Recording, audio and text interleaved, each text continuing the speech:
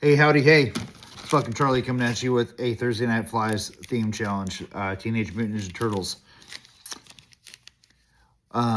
Wasn't super wildly impressed with the last one that I did a few days ago, which was going to be a Casey Jones, and I just kind of thought, you know what, Teenage Mutant Ninja Turtles.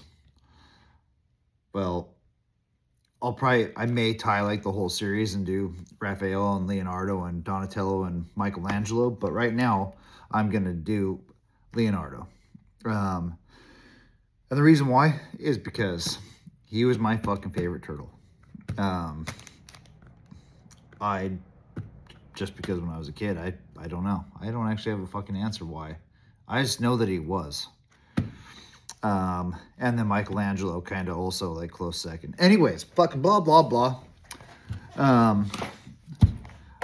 Orange and blue. But Leonardo is fucking blue. So my plan is basically just to take and tie a fucking hobo. I'm not going to like go fucking on to create anything spectacular mode. I'm just going to tie a hobo and maybe try to see if my thoughts work. Here's kind of the plan back here real quick, okay? I'm going to take some Ice Step green. And that's going to be my little ball back here. That's excessive. And I'm going to pinch it and spin it up on this thin. Get it on back here. And my plan was not necessarily to... What are you doing? Get the fuck on there already. See how thin I can get it without it going to shit.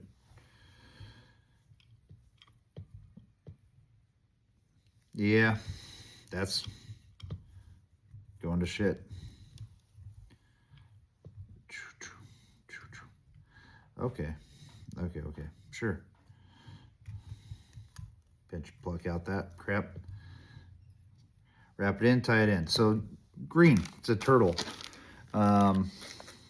Figured I'd have to add it here somewhere. And then, well, I've already run out of what I was gonna do, so. I'm just kidding, hang on a second.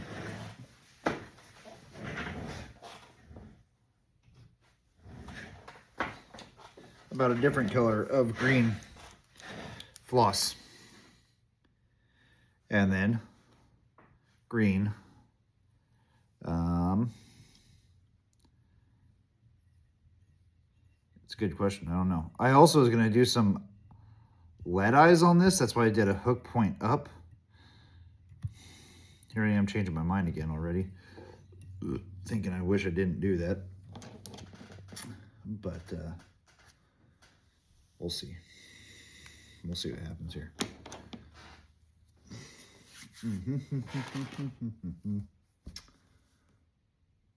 I do wish I didn't do that. I can tell you that.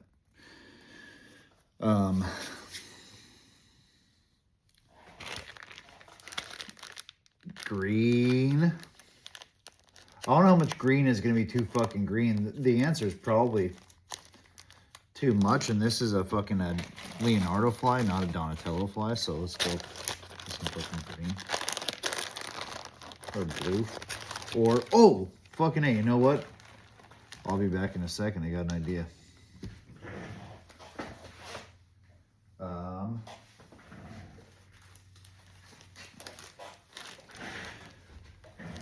Silver Dock. Both of them are Chinese saddles, so yeah, fuck it, I'll do that. I'm gonna find the longest one I possibly can to run all the way up to the front, even into the fuzzies, just a wee bit. And well, of course I'm gonna kind of tie it fucking backwards. Stem side in, not tip. Now, I don't care how it's been fucking done before, and I have no idea why I ran that all the way up. But I'm not gonna.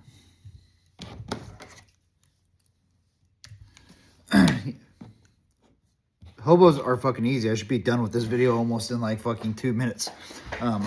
So it's fucking funny that I'm still going here. And a little bit of blue ultra wire.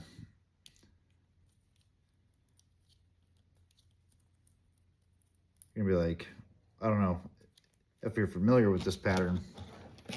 It's already not right by making these kinds of changes, but I don't think it fucking matters. Okay. Well, that'll be probably pretty neat, actually. Let's see if it turns out the way I'm expecting it to. All right, so we're gonna want to wrap some more green on up here. Floss it up. Did I miss? I did not. Okay, good. And I did right there.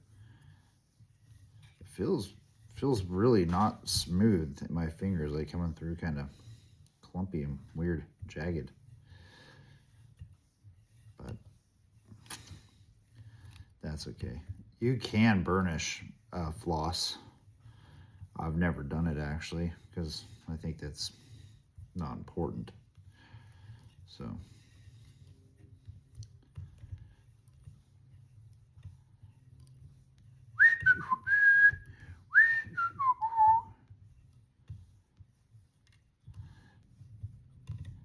and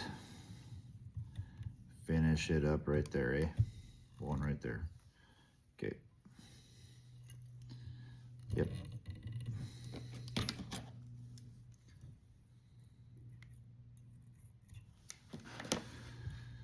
All right. Ultra wire. Run it up. Give your feathers something to kind of prop up against. 1, 2, 3, 4, and 5. Right there. You want to try to lock that down pretty well, because it sucks if they start to get shifty on you. And that's also going to be a sharp fucking point, just more for it to cut my thread off on. So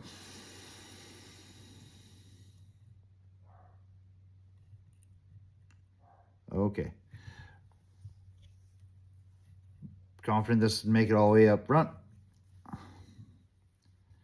And man, the hobo spey is such a cool fly, really, as far as how easy of a fly it is. I've always been a fan of flies that look good, that are easy to tie, because there's a lot of easy flies that still like don't hit that benchmark of nice looking fly. And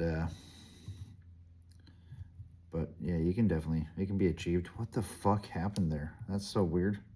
That like split. I gotta figure out what the hell happened here. Something really, really bizarre is going on with this feather. Like the stem got cut. Fuck. Well, abort for a second.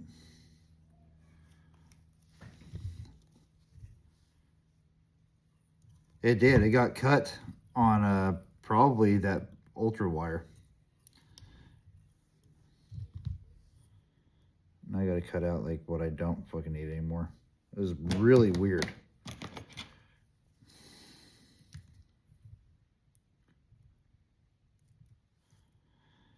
The nice thing about these is, well, I don't think anybody else necessarily edits their videos either, but if they do, then you're missing out on all the bullshit that actually is fly tying, which is a heaping pile of fucking crap that can go wrong and does go wrong. And so, at least here you can just fucking see like what being frustrated can look like sometimes. I've never laid blue down over green. I don't recall, but right now I'm liking it, and I think I'll add it to like my routine somewhere, starting right now.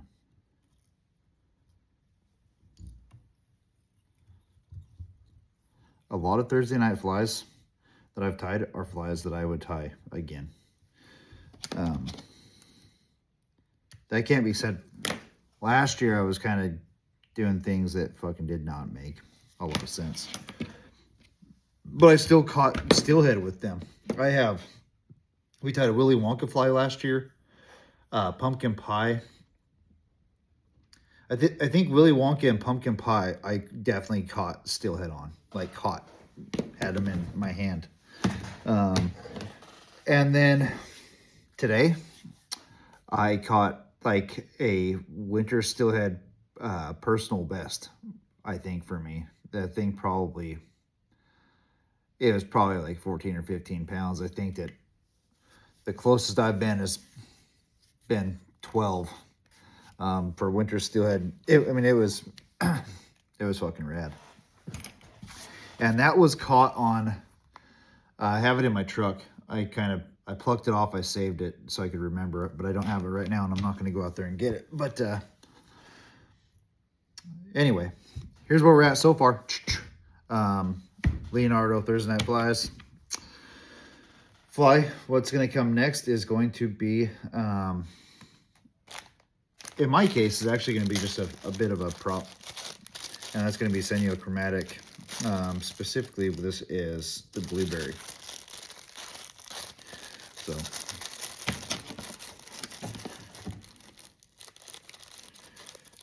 not necessarily cheap stuff, but it's cool. And in my opinion, it's worth it. So,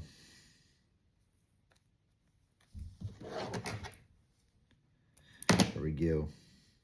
Tie and point. One quick wrap. I just keep on introducing shit for my thread to get cut off on, so it's kind of entertaining.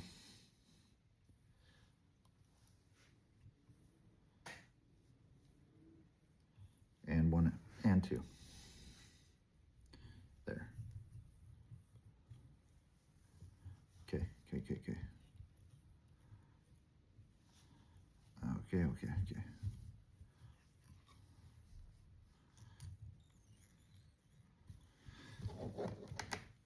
Shit, scissors, go. And then I'm going to want to find a brush and spend a moment just to do this real quick. While you have access to it, brush out these fibers for sure, because they kind of can get locked up on each other. You can do that with the whole fly at this point, really, if you wanted to, and just knock down whatever doesn't want to be there. It's helpful in fly tying to get it out of your way now, so when you're building your fly, you can actually see what's going on, what it's going to look like. So there's that. It's going to be time to add some black. It's going to be blue on black here is my plan. And a hobo Spey has Lady Amherst in it. Mine is going to also have a blue silver pheasant to polish it up at the tip here. And I keep throwing shit down here. My garbage can is not on that side right now for some reason. But now it is. Not just going on the floor. These are a really awesome fly. It's not a bad fly in the spring because we're starting to get warmer days. You don't have to worry about your fly falling apart, going to shit. Not that I've experienced like a whole many.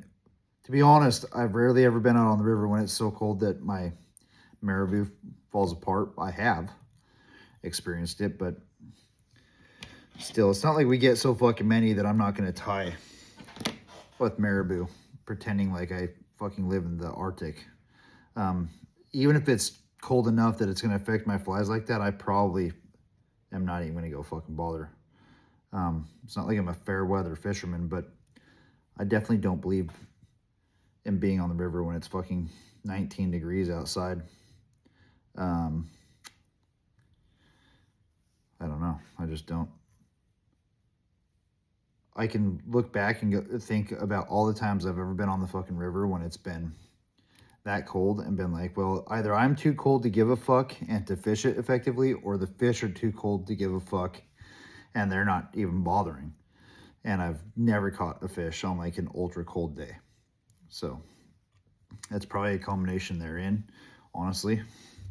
But like my lack of effort and their lack of effort. And so it's like being in a bad marriage, I guess. I always do that. I kind of fucking jerk them off a little bit, you know, and I don't know. I just do. I do that like all the time with my flies as I'm going along and do it and kind of just take a look at a shape that I like. That traditional teardroppy thing, it's cool. I don't like it. I kind of like this.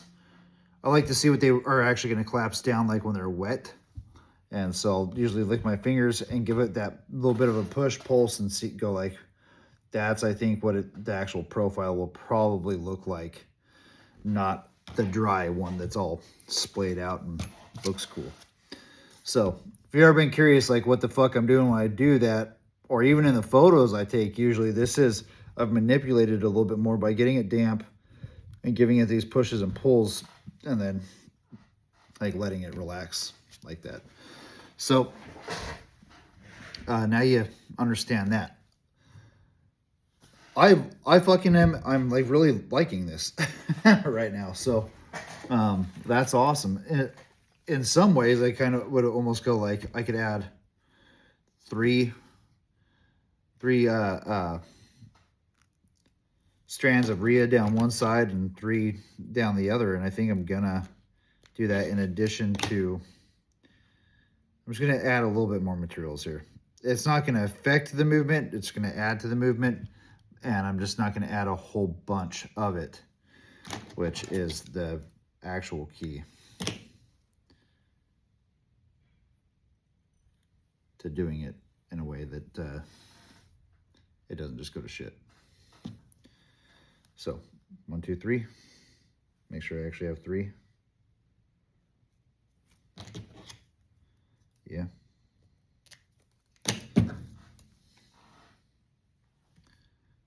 1, 2, 3, 1, 2, 3. Cut those down just a little bit. And go.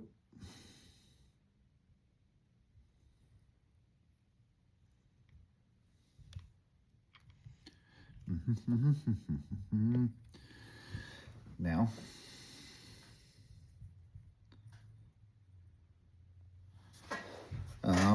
yeah, those go that's basically just going to come back to that hook point just perfect. So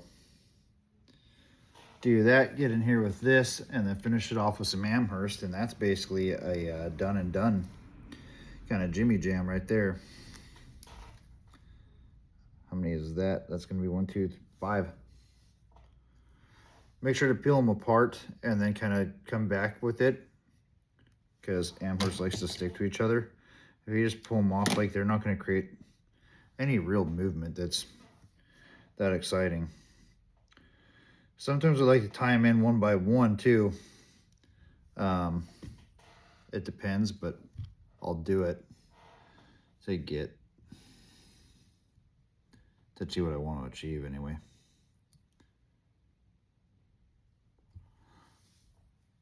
And there's 3 strands here. What I'm going to do is go maybe, I was just going to do 4, but I'll probably end up with 6. Just pluck an extra one since I have that 5th one here. Again,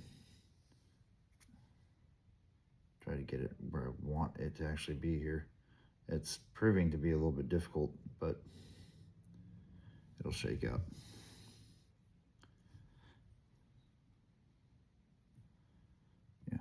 Yeah. Okay.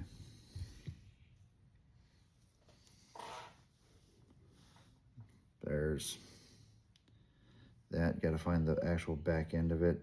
Okay, that's the back end. And a long one. And this will just kind of be two on the bottom, I guess. Little tentacles or some shit down here.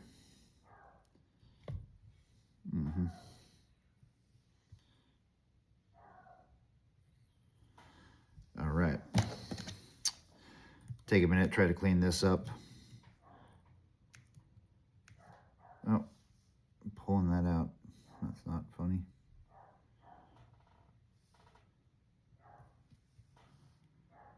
Pull that back forward and get that one back in.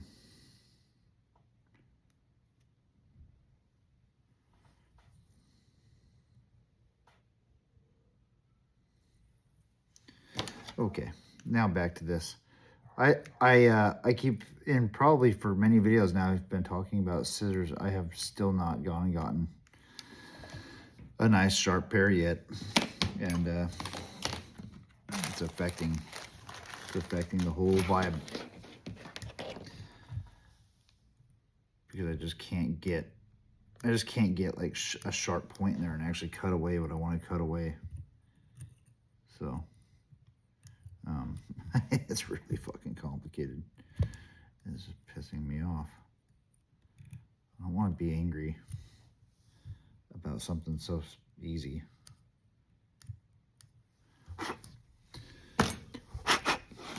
Okay, get it back up here, shaping up, and as soon as I add this silver pheasant, I think you're just gonna watch it go, oh, and it's gonna be fucking rad. It's gonna be rad. Really running out of this stuff, so I don't even know what the fuck I would use, like almost any of the rest of this for real soon. Wow, actually I just got really fucking lucky. There's like one ultra feather that I've been missing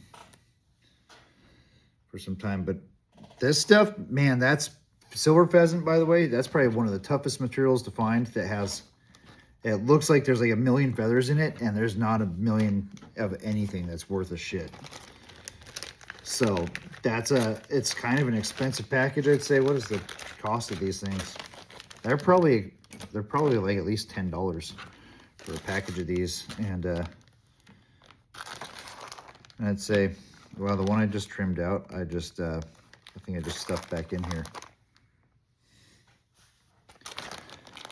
Fucking moron.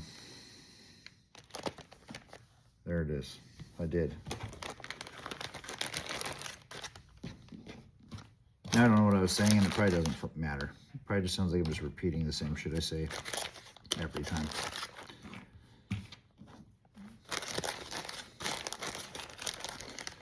Okay. Sometimes you just fucking feel like your finger fucking the bag. I don't know what it is, but all day long, getting worn out.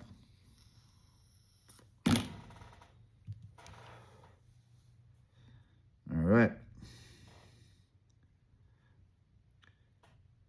Over this is gonna just kind of come together. I'll push the fly in front of the camera so you guys can actually get a look at it, and then, oh, I didn't add any flash. I'm gonna do that now, and then we'll proceed.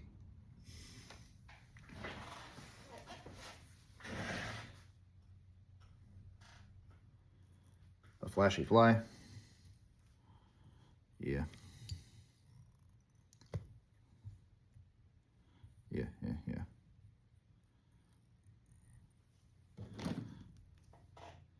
Cut them back here. Tried. Now I gotta tie this in.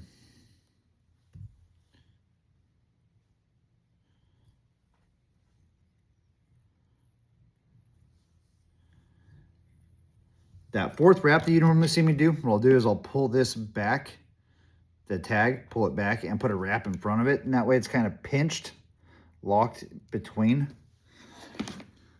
And I feel like it has helped me not pull these things out, because that's ultra frustrating. Also, giving yourself a little bit of length, so get some hackle pliers These are, sometimes I remember and sometimes I don't. Who the fuck makes these again? This is CNF. I have the other set that's like a ring that I also like. They make really cool hackle pliers. And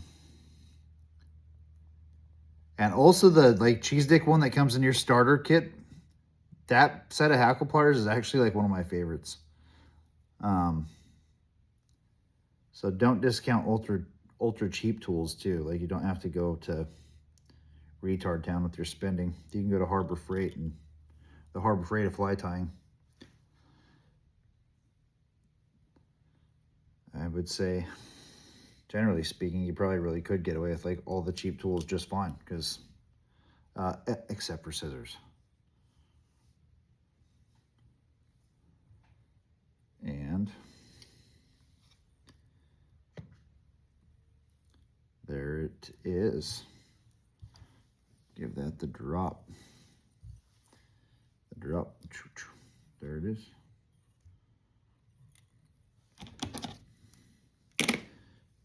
I pull. And if you pull on that stem, you'll see all that material kind of wrap around, but you do want to make sure that you come back over with another 1 or 2 thread wraps, because sometimes pulling, it'll rebound and then pull back out, and then you have to retie it, and it sucks. So, I'm going to take a moment just to kind of polish this up a little bit, and also I'm going to Sharpie finish. I wish I could get in there with anything right now and burn that out or do something, because I got a few materials sticking out of that thread that I'm just don't think I'm going to be able to get necessarily, but I might be able to jam them out of my life like that. If you're asking what I mean by jam, I mean like there's literally kind of like now a hole where it's coming over the eye of the shank, and I'm just pushing materials like kind of back into it that I can. I bought a cheese dick Temu burner tool. It sucks. And maybe if I pick up one that's nice, it's supposed to be able to, like, you just come back through and you can, oh fuck, see, this is definitely coming undone. Stop. Pinch it again. See what's going on.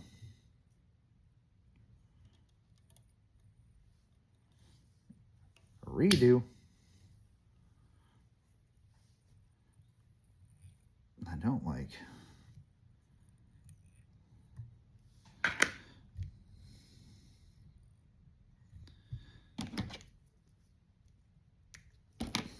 Suck ass.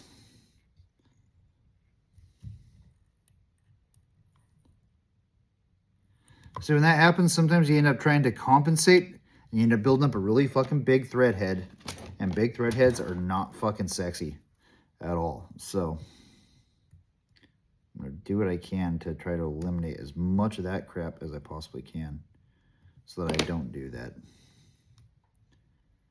Give it some extra tight pulls right now. It's not getting too fucking big, but that's how it can happen, like really quickly. So now let's give this a heave-ho towards you. See if we can get it to focus, maybe. See if we can get that light down onto it. And now you can kind of see a hobo Spey. That's not ordinary, but that's what it is. That's the idea behind it. And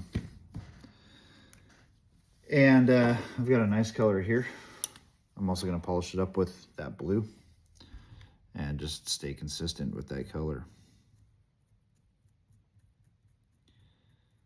Usually I like to accent color, but Ninja Turtles theme, I feel like because the Ninja Turtles there's 4 of them, like if I added like orange thread here or anything, they'd be like, well, there's Michelangelo, or you know, It's so dumb to behave this way. Oh, and I need to fucking whip finish it and then do that. I have a tendency to do this. I get a little bit ahead of myself. So nice whip finishes to try to wrap it up. Wow. Wow. And then super glue, but that's going to come after I do this again.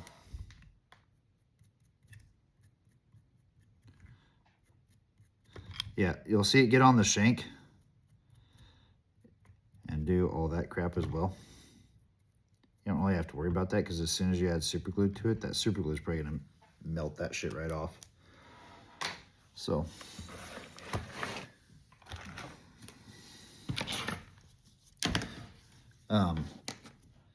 and whatever I did with there it is. Always kind of prefer to come and give it. I actually like to beat it up harder than this, but I also don't like to fuck up my flash in there. So be careful around your flash with some of these tools because it'll crinkle them and make them weird. And then I just pluck them out. And then they were pointless anyways at that point. So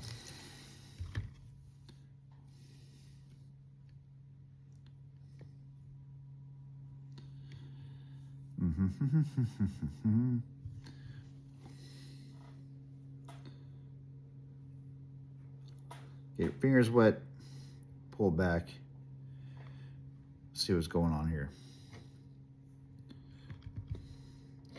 That's more of the reality of that fly at some point. So,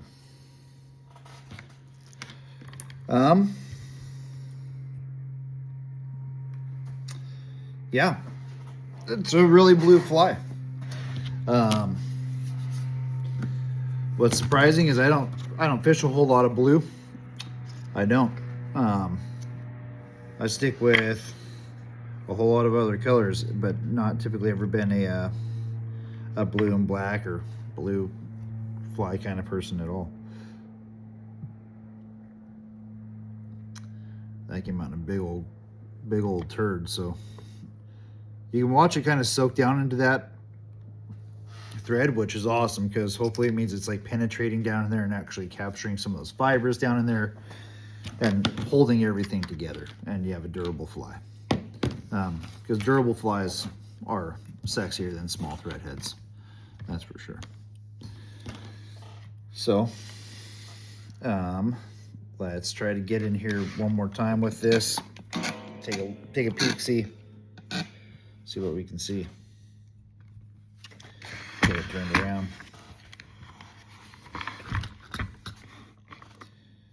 I think it's great, except for I have to do this dumb thing. Actually, no, I don't. I know what it is. It's on the vise here as well. So usually when I get that off, that straightens out a little bit. Fingers want to glue together. You can push that down now and help massage that in. But there you have it. That's a hobo spey. Kinda. Enjoy.